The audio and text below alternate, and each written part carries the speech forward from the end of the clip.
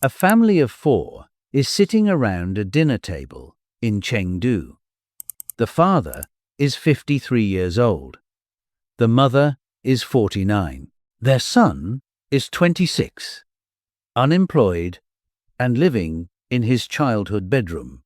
Their daughter is 24 and has just told them she will not be having children. Not this year, not any year. This single conversation, repeated across tens of millions of Chinese households right now, is not a personal story. It is a demographic sentence, and it has already been handed down. China's population peaked at 1.4 billion people in 2022. Then it began to fall. For the first time since the famine years of the early 1960s, the country registered more deaths than births. 2 years later, in 2024, the numbers confirmed the direction. The world's most populous nation for centuries is now shrinking, aging, and running out of the one resource that no amount of concrete, no volume of stimulus, and no 5-year plan has ever been able to manufacture: people. What makes this different from any other demographic decline in history is the scale, the speed, and the trap that created it. China didn't drift into this. It was engineered here by the most ambitious population management experiment a government has ever attempted. And the very model that turned a nation of 800 million subsistence farmers into the factory of the world is now running in reverse.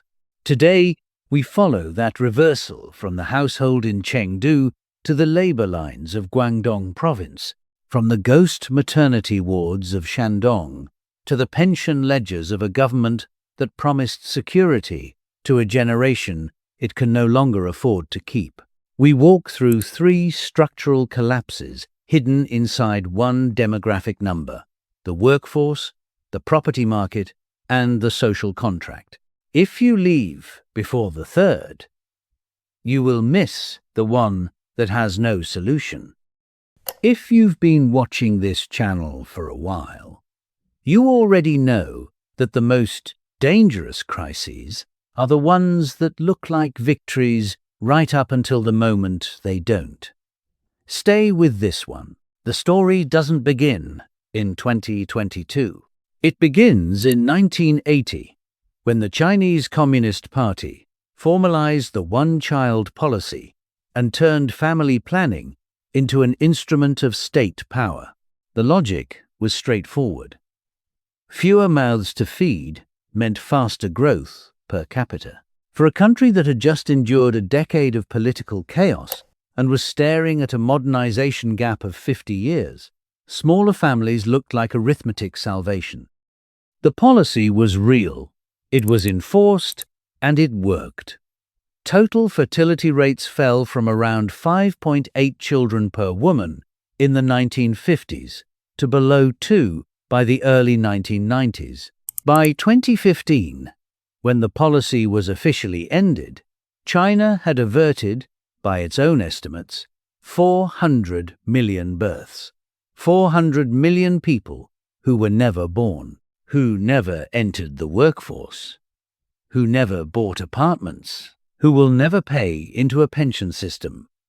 At the time, economists called it the demographic dividend, a bulge of working-age adults with fewer dependents above and below them, driving productivity and savings at a rate the world had never seen.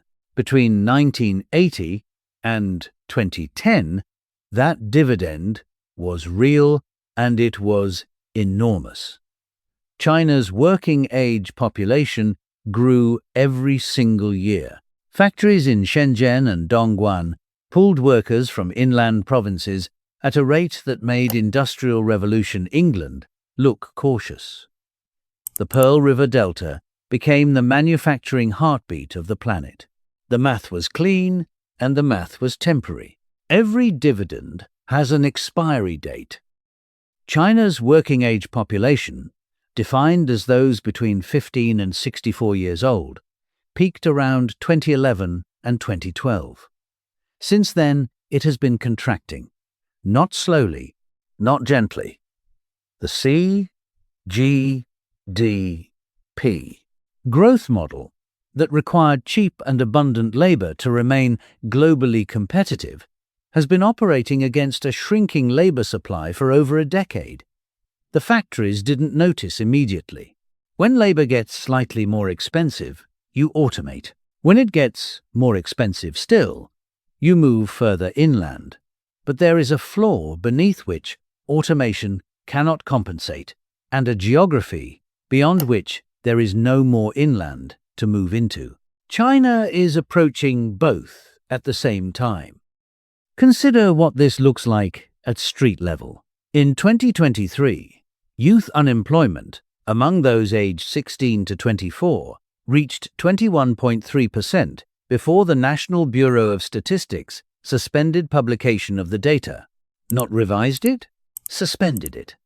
The number came back in 2024 under a new methodology that excluded students, which immediately dropped the headline figure. But the underlying reality hadn't changed. Tens of millions of young Chinese graduates, carrying degrees from universities that expanded at extraordinary speed during the 2000s, are entering a labor market that has no place for them at the salaries they expected.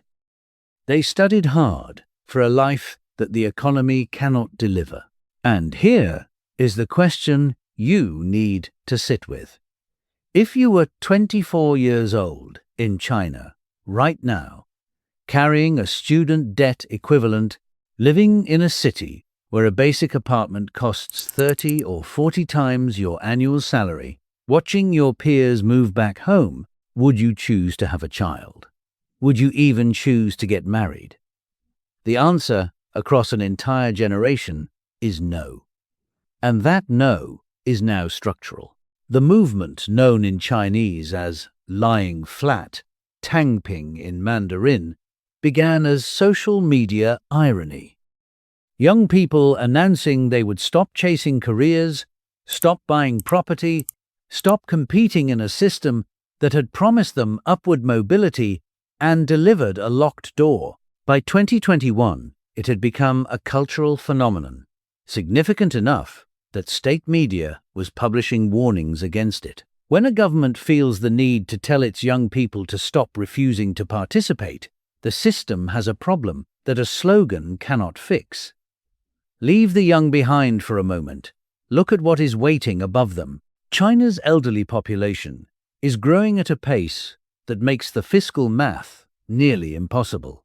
In 2024, the share of Chinese citizens over 60 years old crossed 21% of the total population, which, by international definition, places China in the category of a super-aged society. There are currently around 297 million people in China over the age of 60. By 2050, that number is projected to reach 500 million. 500 million elderly citizens in a country where the pension system was never designed for a ratio that low between contributors and recipients. Here is the number that concentrates the problem into a single fact. In 1978, there were approximately 17 workers for every retired person in China's state pension system. By 2023, that ratio had fallen to below 5-1. Projections from the Chinese Academy of Social Sciences suggest the National Pension Fund could face a structural deficit as early as 2035. That is not a distant horizon. That is 11 years. The government has begun extending the retirement age in a phased reform announced in 2023, pushing it toward 63 for men and 55 for women over the following 15 years. It is a necessary adjustment. It is also deeply unpopular, and it solves only a fraction of the arithmetic. The pension crisis and the youth unemployment crisis are the same crisis viewed from opposite ends of the age spectrum. Too few young people generating too little in contributions. Too many older people drawing on a fund that was calibrated for a different population shape. The actuarial tables are not a forecast. They are a reckoning already in motion. But the collapse that connects both ends, the mechanism that turns demographic decline into economic rupture, runs through property. And this is where the story reaches a place most analysis does not follow it to. For 2 decades, property was the savings account of the Chinese middle class. With limited access to foreign investments, with equity markets that inspired more anxiety than confidence, with interest rates on deposits that barely kept pace with inflation, tens of millions of Chinese families put their wealth into apartments. Not one apartment, sometimes 2 or 3. The logic was simple and was reinforced by 30 years of experience. Chinese property always rises. Cities always grow. Population always grows. Demand is permanent. Now consider what happens to that logic when the population is falling. When the youth population is choosing not to form households. And when the generation that drove property demand for 2 decades begins to age out of the market, the structural buyer is disappearing. The structural seller, the developer, the local government, the investor looking to exit, remains. Evergrande's implosion in 2021 was not simply the collapse of one badly run company. It was the first visible crack in a model that had been the primary vehicle of Chinese economic growth for nearly 30 years. Property and property-related industries had accounted for as much as 29% of GDP by some estimates.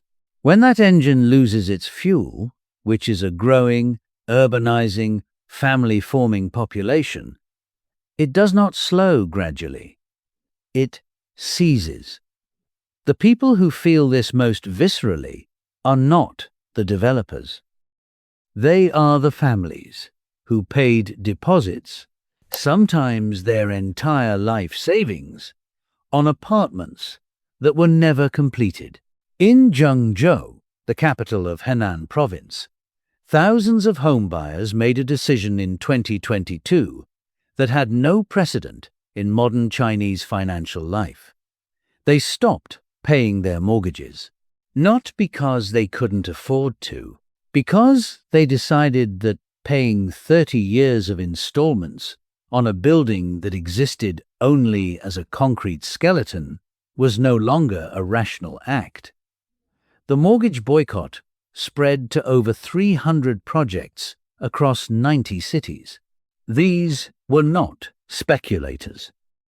These were families who had done exactly what the system told them to do: put their savings into a home, trust the developers, trust the growth, and the growth stopped.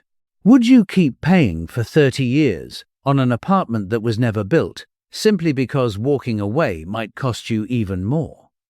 Leave that question in the comments. The range of answers tells you everything about how different people value trust in a system versus the cold accounting of personal loss. The government's response to the property crisis has been significant and has been insufficient in equal measure. The 3 red lines policy that triggered Evergrande's liquidity crisis was partially reversed. Rescue funds were created. Local governments were told to facilitate completions.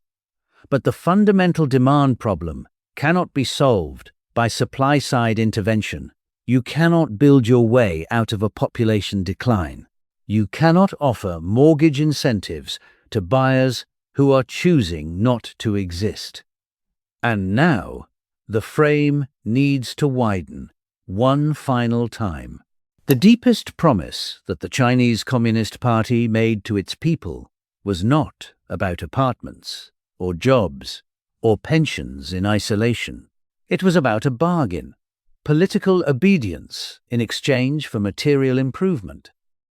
Accept the constraints on what you can say, on where you can worship, on how many children you can have, and the party will deliver a life that is materially better than anything your parents knew. That bargain held for 30 years because the economy grew fast enough to make it feel true. Annual GDP growth of 8, 9, 10% per year can paper over almost any institutional friction. But demographic decline is not friction. It is structure, and structure does not respond to stimulus the way a cyclical downturn does. Japan offers the closest reference point. Japan's fertility rate fell below replacement level in the early 1970s. It has never recovered. By the 1990s, Japan had entered what economists now call a balance sheet recession, a debt deflation spiral, where even zero interest rates cannot stimulate borrowing, because every household and every company is focused on paying down debt rather than taking on more. The parallels with China's current trajectory are not lost on serious economists. The differences matter too. Japan was already wealthy when its demographic decline arrived. China is aging before it has fully escaped the middle-income trap. The country is getting old faster than it is getting rich. President Xi Jinping has called for a revival of the birth rate. Local governments are offering cash incentives, extended parental leave, subsidized childcare, housing discounts for families with 2 or 3 children. In 2023, the city of Shenyang offered a cash grant of 1,000 yuan per month for 3 years to families that had a 3rd child. In Yichang, in Hubei province, companies were effectively required to accommodate extended maternity policies. The incentives are real. The response has been underwhelming. No country in the world has successfully reversed a fertility decline through financial incentives alone. Once the social consensus around not having children has taken hold. South Korea, with the lowest fertility rate on Earth at 0.72 as of 2023, has spent over $200 billion over 2 decades on pro-natalist policy. Its fertility rate has fallen every single year. The young woman in Chengdu, who told her parents she won't have children, is not making an economic calculation. She is making a statement about what she believes the future holds. She is looking at her brother, unemployed at 26, and at the apartment they grew up in, which her parents bought in 2004, and which is now worth 3 times what they paid for it, but cannot be sold because there are no buyers. She is looking at a labor market that rewards credentials but not necessarily competence, that promised her a global middle-class life and delivered a competition so intense that burnout among 25-year-olds is treated as a professional norm. She has decided, rationally and irreversibly, that the system's promise no longer justifies the cost of participation. Multiply that decision by the 59% of Chinese women aged between 18 and 26, who, in a 2024 survey, said they did not intend to marry. Not that they hadn't found the right person, that they did not intend to marry. The fertility rate in 2023 stood at 1.09, the lowest in recorded modern Chinese history, below Japan, below South Korea at the time of measurement, below every scenario that the party's demographers had projected as a pessimistic flaw. There is no policy instrument that reaches inside that number and changes what produced it. The number is a consequence. The cause is a generation's assessment of the future. What does a nation do when the model that made it powerful requires growth, and the population that was supposed to generate that growth has decided to stop? That question has no clean answer. It has trajectories, and the trajectories do not point uniformly upward. China will remain a major economic power for decades. Its manufacturing base, its infrastructure, its accumulated industrial knowledge, its reserves, none of these disappear with a falling birth rate in a single decade. But the kind of growth that justified the social bargain, that made the political trade-off feel worthwhile, that filled the pension funds and the property markets and the employment lines, that growth needed a population that was young and growing and confident. And the confidence left first. The concrete is still standing. The cities are still there. But the people who were supposed to fill them are fewer each year, older each year, and increasingly unwilling to perform the acts of economic faith, buying, borrowing, reproducing, participating, that the model was always secretly demanding of them. 1.4 billion people. And the one thing no government can build is the willingness of those people to believe that tomorrow is worth investing in today. If this channel has given you a clearer view of what is actually happening beneath the numbers, share this video with someone who is asking the right questions and not finding adequate answers. Hit like if you stayed until the end, because staying means you're willing to hold complexity without demanding that it resolve into something comfortable. Subscribe and turn on the bell if you want to be part of the community that reads the trajectory before the headlines catch up. The biggest stories of the next decade are already in the data. We're already looking.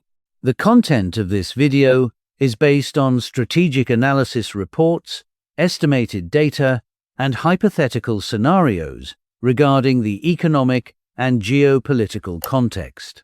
The information is offered for reference, independent analysis, and documentary storytelling purposes. It does not constitute financial, legal, or investment advice. The images and materials used serve to illustrate the arguments.